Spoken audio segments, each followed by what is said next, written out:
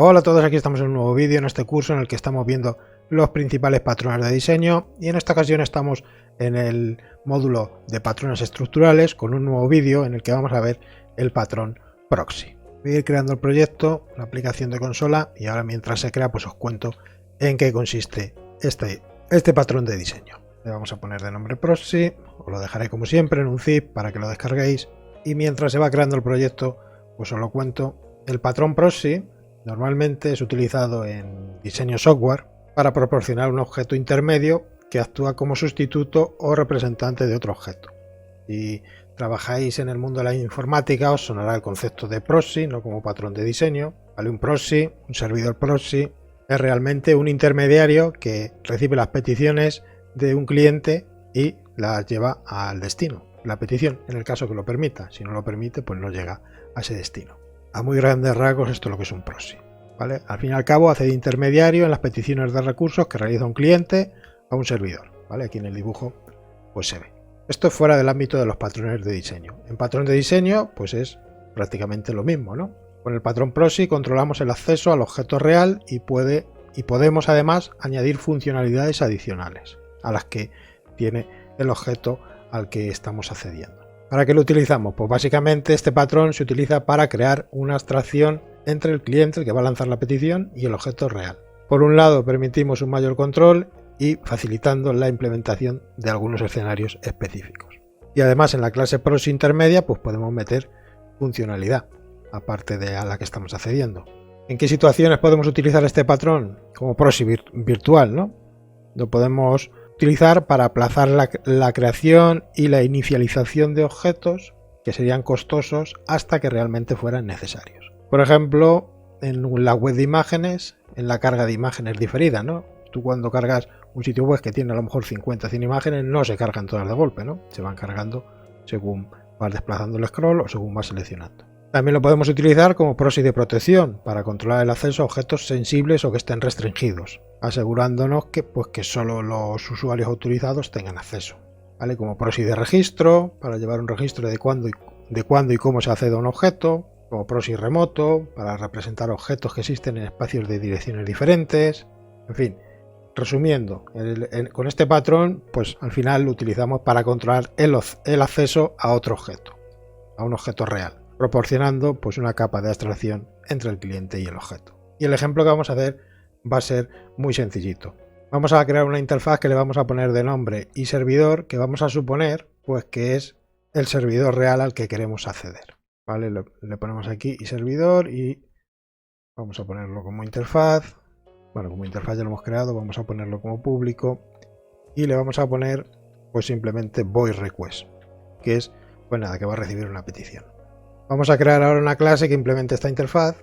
Vale, entiendo que ahora estáis comprendiendo, después de ver ya muchos patrones, por qué en el módulo introductorio pues os di unas pinceladas sobre herencia, interfaces, clases, objetos, son fundamentales, ¿no? Y las estamos utilizando prácticamente en todos los vídeos a la hora de explicar estos patrones, aunque sea con ejemplos muy sencillitos, pero es necesario tener unas nociones básicas. Nos creamos en una clase servidor que lo que hace pues es implementar esta interfaz. Vamos a ver si nos sale la ayuda para evitarnos escribir, aunque solo tiene el método request y simplemente voy a poner un console.writeLine y le voy a poner solicitud pues al servidor real. Vale, aquí es donde están los recursos que queremos consumir. Pues vamos a poner una clase intermedia que le voy a poner de nombre proxy servidor y vamos a poner un método que se llame también petición, que va a implementar también nuestra interfaz y server y que va a llamar a nuestro método request, pero va a tener a su vez también un método request en el que le podemos agregar funcionalidad o podríamos escribir, pues por ejemplo, quién está accediendo, por ejemplo, ¿no? ¿Vale? Pero implementamos también esta interfaz y en el método request lo que vamos a hacer es manejar la solicitud, delegamos la solicitud al objeto real, es decir, llamamos aquí a la clase servidor y luego pues haremos las tareas adicionales que nos hagan falta, las tareas adicionales antes o después, en fin, cuando el problema que te plantee lo requiera, pues meter la lógica necesaria antes de la petición, después, cuando veas, ¿vale? Y bueno, tenemos aquí un objeto servidor, nos va a hacer falta un constructor también ¿vale? Para inicializar este objeto. ¿Por qué estamos metiendo esto? Porque como vamos a llamar al método que tenemos definido en esta clase, porque además de implementarla, pues lo vamos a llamar. Si os dais cuenta, ambas clases implementan la interfaz y servidor, pero la que hace de proxy, además de meter aquí una lógica, pues luego va a llamar al método que tenemos aquí en servidor request, ¿vale?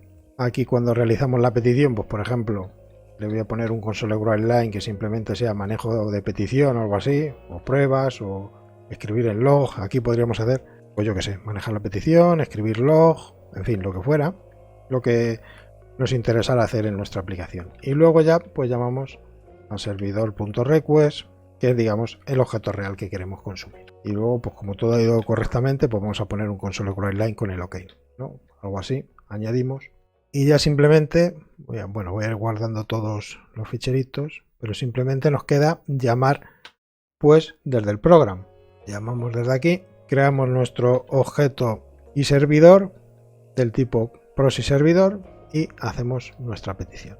Server.request, y esto lo que va a provocar es que llamemos primero a este, hagamos todo esto y luego llamamos al objeto real, ¿vale? En esto consiste el patrón proxy, ¿vale? Como hemos visto, pues hemos definido una interfaz, la interfaz y servidor, que es la que define la operación de request. Hemos definido nuestro servidor. Bueno, si queréis os traigo aquí el código para que veáis los console log, lo que he ido escribiendo, el console.writeLine, ¿vale? Que al final pues es el flujo de ejecución de lo que hemos escrito, pero básicamente es esto que os estoy comentando, ¿no? Hemos definido la interfaz y servidor, que es la interfaz que define la operación request. Hemos creado nuestro objeto servidor, que es la clase que implementa esta interfaz y representa pues la implementación real del servidor, digamos remoto. Y luego tenemos nuestra clase proxy servidor, que también implementa iServer y servidor, pero en el método request, además de manejar la petición, de escribir en log, pues hace la petición a servidor.request, delegando la solicitud del objeto real. Y luego pues hace las tareas adicionales, que en mi caso aquí simplemente le he puesto el OK y escribir en log y poco más, ¿no?